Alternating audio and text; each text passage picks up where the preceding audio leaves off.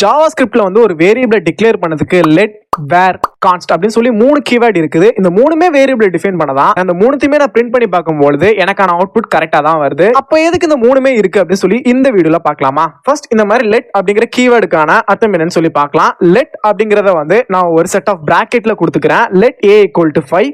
அதுக்கு கீழேயே நான் console.log of a அப்படின்னு சொல்லி பிரிண்ட் பண்றேன். சோ இப்போ இதை நான் பிரிண்ட் பண்ணி பார்க்கும்போது எனக்கான அவுட்புட் வந்து 5 அப்படின்னு சொல்லி கரெக்டா வந்துரும். ஆனா இந்த console.log of a அப்படிங்கறத வந்து இந்த பிராக்கெட்டை விட்டு நான் வெளியே போட்டேன் அப்படின்னா எனக்கு வந்து அவுட்புட் கரெக்டா வராது. ஏன் அப்படின்னா இந்த லெட் அப்படிங்கக்கூடிய கீவேர்டை வச்சு நம்ம ஒரு வேரியபிள் டிஃபைன் பண்றோம் அப்படின்னா அதை வந்து ஒரு லோக்கல் ஸ்கோப் அப்படின்னே சொல்லலாம். ஒரு பிராக்கெட் குள்ள நம்ம அதை டிஃபைன் பண்ணிட்டோம் அப்படின்னா அந்த பிராக்கெட் குள்ள மட்டும்தான் நம்மளால அதை யூஸ் பண்ணிக்க முடியும். வெளியே எங்கேயுமே நம்மளால யூஸ் பண்ணிக்க முடியாது. அப்போ இந்த இடத்துல தான் வேர் அப்படிங்கக்கூடிய கீவேர்ட் நமக்கு யூஸ் ஆகுது. வேர் அப்படிங்கக்கூடிய கீவேர்டை வச்சு நம்ம ஒரு வேரியபிளை டிஃபைன் பண்ணோம் அப்படின்னா அது ஒரு குளோபல் வேரியபிள். இந்த இடத்துல நம்ம டிஃபைன் பண்ணாலுமே எந்த ஒரு இடத்துல நம்ம அதை கால் பண்ணி பிரிண்ட் பண்ணாலுமே நம்மளால அதை ஆக்சஸ் பண்ணிக்க முடியும். இதுதான் டிஃபரன்ஸ். லெட் அப்படிங்கிறது வந்து லோக்கல், அதை வந்து நம்ம ஒரு செட் ஆஃப் பிராக்கெட் குள்ள மட்டும் தான் நம்மளால ஆக்சஸ் பண்ணிக்க முடியும். ஆனா வேர் அப்படிங்கிறது வந்து ஒரு குளோபல், எங்க வேணாலும் நம்மளால ஆக்சஸ் பண்ணிக்க முடியும். சரி, இப்போ ரெண்டுத்தையுமே பார்த்தாச்சு. இந்த மூணாவதா இருக்கக்கூடிய கான்ஸ்ட் என்ன அப்படின்னு சொல்லி இப்ப பார்க்கலாமா?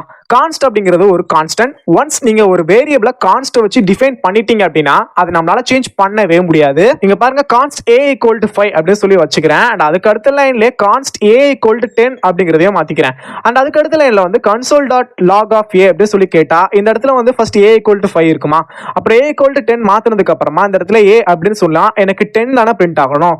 ஆனா இந்த கான்ஸ்ட் யூஸ் பண்றதன் மூலமா எனக்கு வந்து வேல்யூ மாறவே மாறாது. ஃபர்ஸ்ட் நான் என்ன கான்ஸ்ட் வச்சு டிஃபைன் பண்ணணும் அதுதான் எனக்கு பிரிண்ட் ஆகும். a = 5 வரும். ஆனா நான் ஆல்ரெடி சொன்னல வேர் அப்படிங்கிறது ஒரு குளோபல் வேரியபிள் அப்படின்னு சொல்லி. சோ இந்த இடத்துல நான் வேர் யூஸ் பண்றதன் மூலமா கடைசியா நான் என்ன வேல்யூ கொடுத்தனோ அந்த வேல்யூ தான் எனக்கு பிரிண்ட் ஆகும். சரி, ஓகே, இப்போ புரிஞ்சிருக்கும். லெட் அப்படிங்கிறது வந்து லோக்கல் ஸ்கோப்ல யூஸ் பண்றதுக்கான ஒரு கீவேர்ட். வேர் அப்படிங்கிறது வந்து குளோபல், எங்க வேணாலும் நம்மளால ஆக்சஸ் பண்ணிக்க முடியும். கான்ஸ்ட் அப்படிங்கக்கூடிய கீவேர்ட் வந்து ஒரு கான்ஸ்டன்ட், ஃபிக்ஸ் பண்ணிட்டா அதை நம்மளால சேஞ்ச் பண்ணவே முடியாது. இந்த வீடியோ பிடிச்சிருந்தா மறக்காம லைக் பண்ணிட்டு உங்களோட ஃப்ரெண்ட்ஸ்க்கு இந்த வீடியோவை ஷேர் பண்ணிக்கோங்க.